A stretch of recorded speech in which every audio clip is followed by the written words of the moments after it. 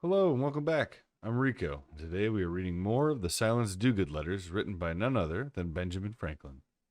If you would like to hear any of the previous letters, please follow the links in the description. Now, let's get into the letters. Silence Dogood, letter number 5, May 28th, 1722. Mulieri magis congrue, terre. To the author of the New England Current. Sir, I shall here present your readers with a letter from one who informs me that I have begun at the wrong end of my business, and that I ought to begin at home, and censure the vices and follies of my own sex before I venture to meddle with yours.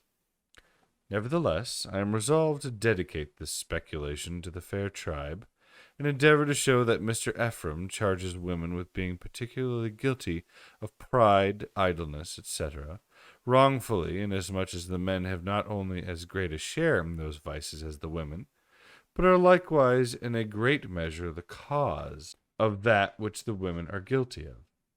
I think it will be best to produce my antagonist before I encounter him. To Mrs. Dogood, Madam, my design in troubling you with this letter is to desire you would begin with your own sex first. Let the first volley of your resentments be directed against female vice. Let female idleness, ignorance, and folly, which are vices more peculiar to your sex than to ours, be the subject of your satires, but more especially female pride, which I think is intolerable.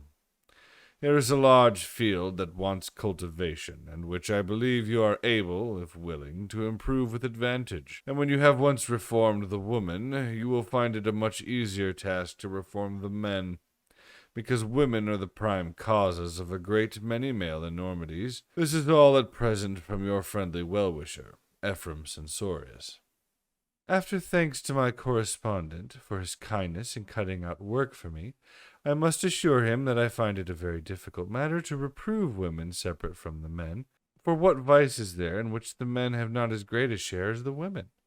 And in some have they not a far greater, as in drunkenness, swearing, etc.? And if they have, then it follows that, when a vice is to be reproved, men, who are most culpable, deserve the most reprehension, and certainly, therefore, ought to have it.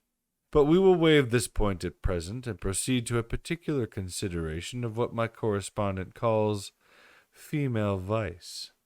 As for idleness, if I should query, where are the greatest number of its votaries to be found, with us or the men? It might, I believe, be easily and truly answered with the latter. For notwithstanding, the men are commonly complaining how hard they are forced to labor, only to maintain their wives in pomp and idleness. Yet if you go among the women, you will learn that they have always more work upon their hands than they are able to do, and that a woman's work is never done, etc.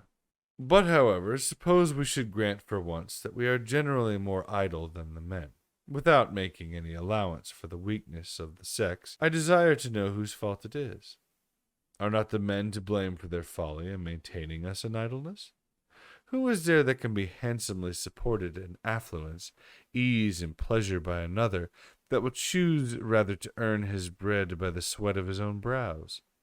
And if a man will be so fond and so foolish as to labor hard himself for a livelihood, and suffer his wife in the meantime to sit in ease and idleness, let him not blame her if she does so, for it is in a great measure his own fault.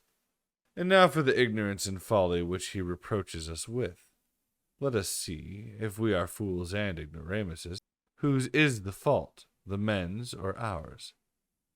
An ingenious writer, having the subject in hand, has the following words, wherein he lays the fault wholly on the men, for not allowing women the advantages of education.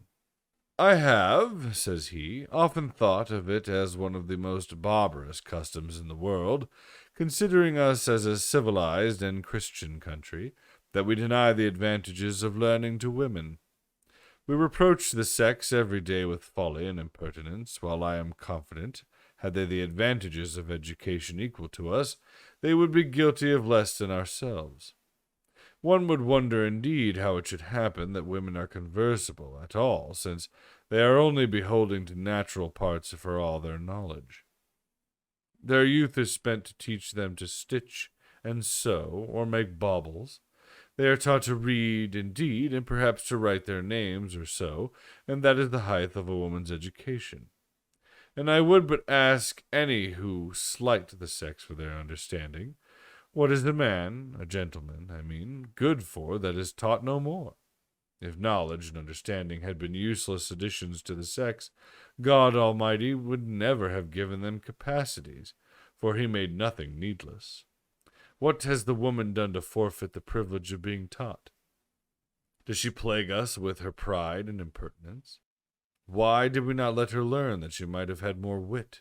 Shall we upbraid women with folly when 'tis only the error of this inhumane custom that hindered them being made wiser? So much for female ignorance and folly. And now let us a little consider the pride which my correspondent thinks is intolerable. By this expression of his, one would think he is some dejected swain, tyrannized over by some cruel haughty nymph, who, perhaps he thinks, has no more reason to be proud than himself. Alas a day, what shall we say in this case? Why, truly, if women are proud, it is certainly owing to the men still, for if they will be such simpletons as to humble themselves at their feet, and fill their credulous ears with extravagant praises of their wit, beauty, and other accomplishments, perhaps where there are none too, and when women are by this means persuaded that they are something more than humane, what wonder is it if they carry themselves haughtily and live extravagantly? Notwithstanding, I believe there are more instances of extravagant pride to be found among men than among women, and this fault is certainly more heinous in the former than in the latter. Upon the whole, I conclude that it will be impossible to lash any vice of which the men are not equally guilty with the women, and consequently deserve an equal, if not a greater, share in the censure. However, I exhort both to amend, where both are culpable. Otherwise they may expect to be severely handled by, Sir, your humble servant, Silence Dogood. N.B. Miss Dogood has lately left her seat in the country and come to Boston, where she intends to tarry for the summer season in order to complete her observations of the present reigning vices of the town. I hope you enjoyed this bit of history with me. If you found this interesting and would like to hear more or had an opinion you would like to share, please leave a like and comment on the video. Thanks again for stopping by. God bless, and farewell for now.